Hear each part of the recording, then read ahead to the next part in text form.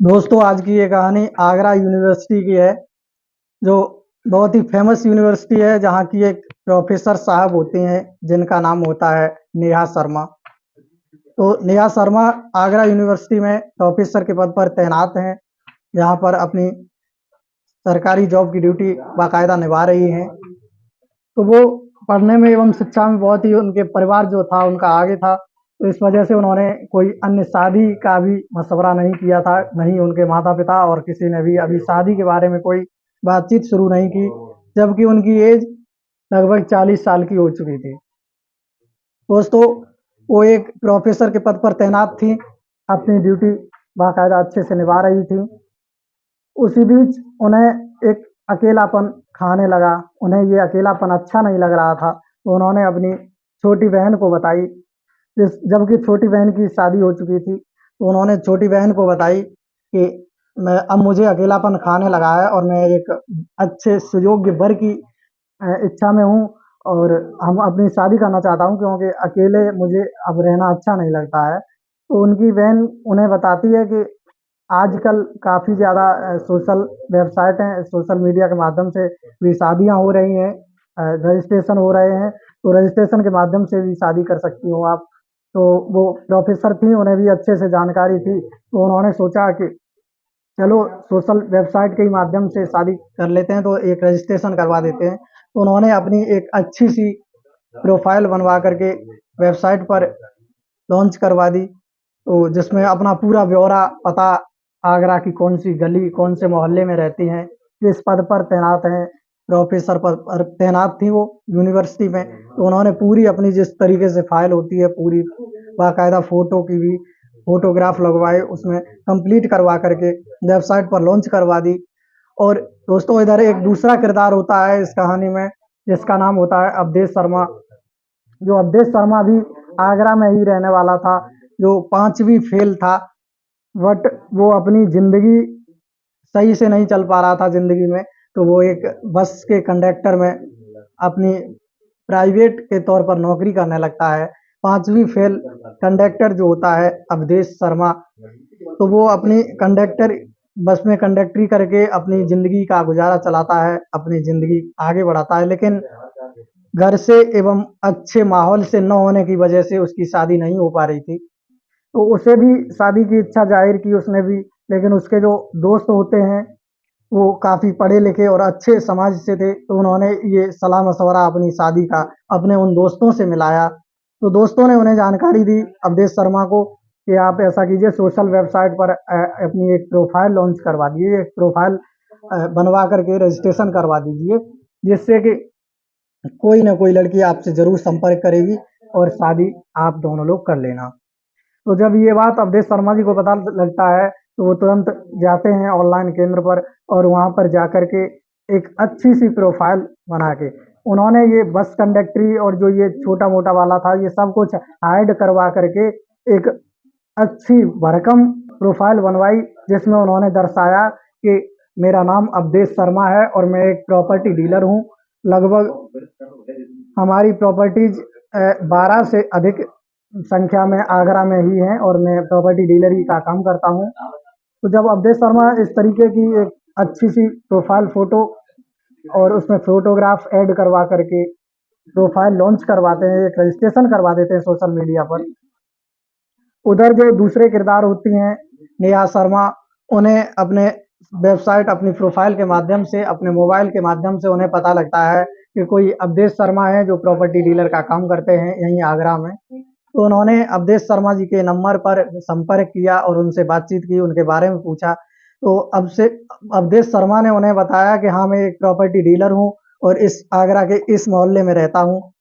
तो नेहा शर्मा भी उनकी बात पर विश्वास कर लेती हैं और उनसे बातचीत एवं एक दोस्ती का सिलसिला जारी हो जाता है। एक दोस्ती दोनों लोग निभा रहे होते हैं। इसी बीच वो दोस्ती प्यार में बदल जाती है। दोनों लोग आपस में एक दूसरे को बहुत ज़्यादा प्यार करने लगते हैं। लेकिन अवधेश शर्मा ये बात जान जाते हैं कि जो नेहा शर्मा जो होती हैं वो एक यूनिवर्सिटी में प्रोफेसर हैं और हम एक पांचवी फेल व्यक्ति हैं जो बस पर कंडक्टरी का काम करते हैं। लेकिन उन्होंने ये बात अपनी बस कंडक्टरी वाली हाइड रखी नेहा शर्मा तक नहीं पहुंचने दी और उन्होंने अपनी जो प्रोफाइल थी वो अपना उन्होंने बताया ब्यौरा कि मैं एक प्रॉपर्टी डीलर ही हूँ और यही बात उन्हें बताते रहे। दोस्तों जब लगभग 2 साल तक दोनों में प्यार का सिलसिला जारी रहता है, उसके बाद नेहा शर्मा जो होती हैं अपनी छोटी बहन से फ़ोन करती हैं और कहती हैं कि मैंने एक वर चुन लिया है, सुयोग्य वर चुन लिया है जो आज प्रॉपर्टी डीलर का काम करते हैं और हम भी एक यूनिवर्सिटी में प्रोफेसर हूँ, तो दोनों लोग अच्छे से ज़िंदगी जीते रहेंगे। वो भी अच्छा खासा पैसा कमा रहे होंगे और हम भी हमारी तो सरकारी जॉब है ही, तो मैं भी अच्छा पैसा छाप रही हूँ। तो उनकी बहन भी इस बात से सहमत हो जाती है और कहती है कि हाँ, तुम शादी कर लो, कोई दिक्कत नहीं। ये बात परिवार दोनों के परिवार वालों को पता चलता है। दोनों लोग अपने-अपने परिवार में बता देते हैं। अवधेश शर्मा अपने माता-पिता से कहते हैं। तो पहले तो अवधेश शर्मा के माता-पिता झूठ मानते हैं, कहते हैं कहाँ ये ना तो पढ़ा लिखा है और ना ही अच्छी इसकी नौकरी है। छोटी-सी प्राइवेट नौकरी एक बस कंडक्टरी में करता है, तो इसकी शादी कहाँ से हो सकती है।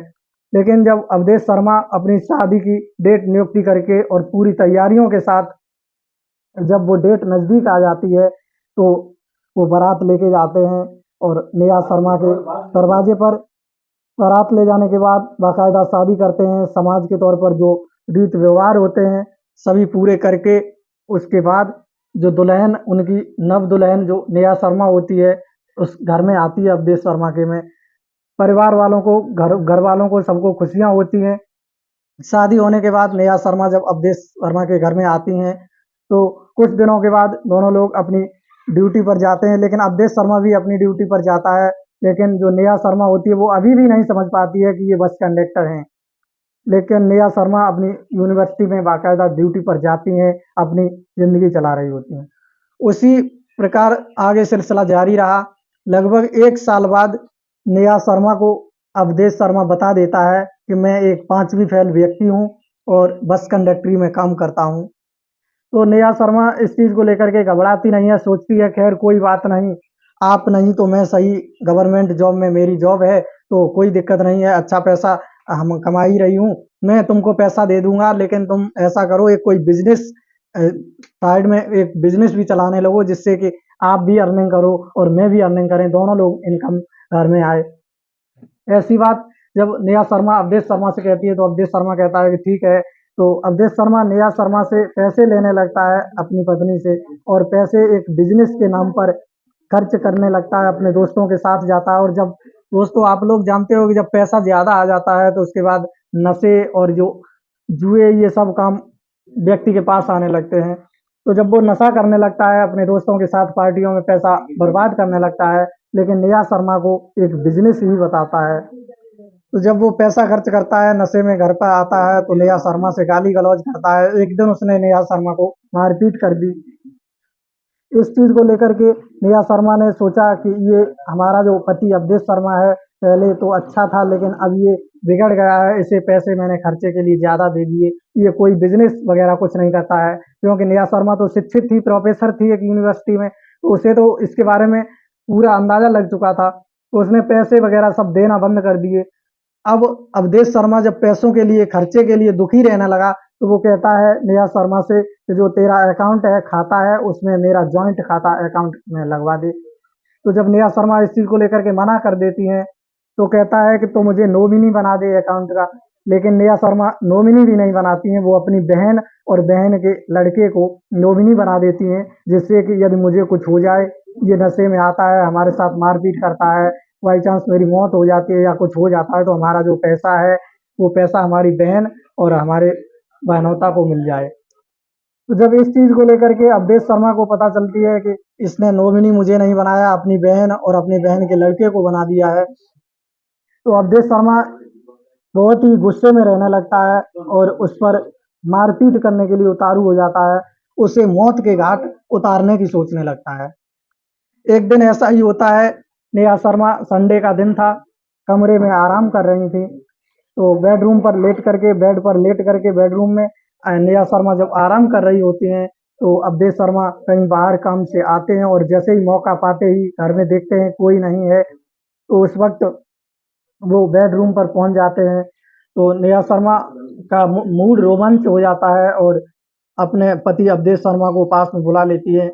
लेकिन अवधेश शर्मा क्या करते हैं, तकिया जो होता है उस तकिया लेकर के उसके सर पर ढक करके दम घोट करके उसे मारने की सोच रहे हैं। लेकिन जब अवधेश शर्मा ने तकिया नेहा शर्मा के मुंह पर लगा ली और दम घोंटने लगा, जब दम घोंटते हुए नेहा शर्मा की मौत हो गई।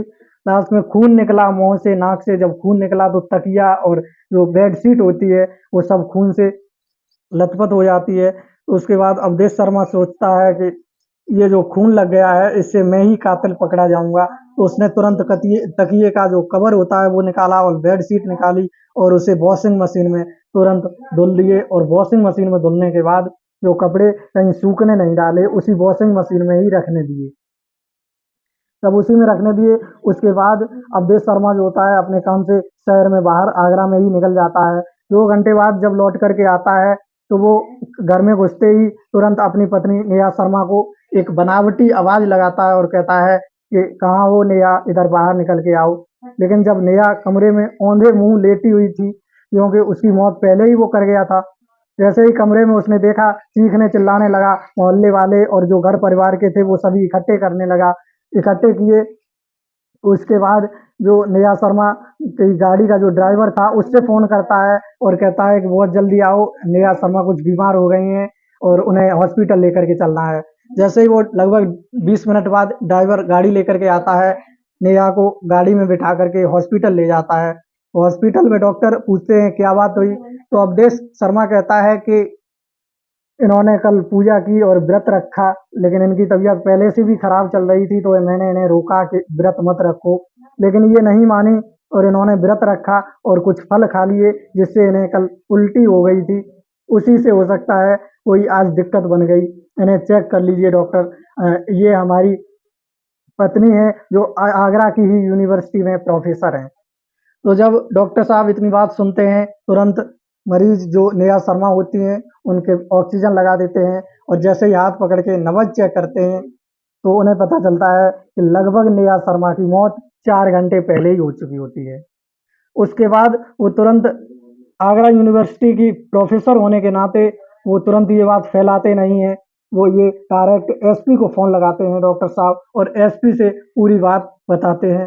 तुरंत एसपी साहब और स्थानीय एसएचओ सभी लोग अपनी टीम के साथ आ जाते हैं, जाँच पड़ताल करते हैं।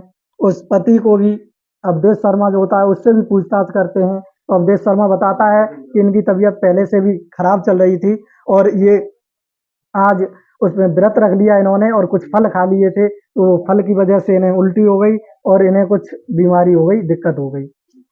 जब ये बात कहने के बाद पुलिस और एसएचओ साहब जो होते हैं उन्हें अवधेश शर्मा को बताते हैं कि इनकी मृत्यु हो चुकी है और इन्हें घर पर लेकर के चलो, मैं इस केस की पूरी जानकारी करूंगा, पूरा ब्यौरा लूंगा। ऐसे जब एसएचओ साहब कहते हैं तो उनकी डेड बॉडी नेहा शर्मा जी की जो होती है वो हॉस्पिटल से बाकायदा डॉक्टर के द्वारा हस्ताक्षर करवा करके जो ले लेते हैं और जब पोस्टमार्टम के लिए बॉडी भेज देते हैं और पुलिस और जो एसपी साहब की टीम जो होती है घर की जांच करने के लिए घर पर पहुंचती है अवधेश शर्मा को लेकर के।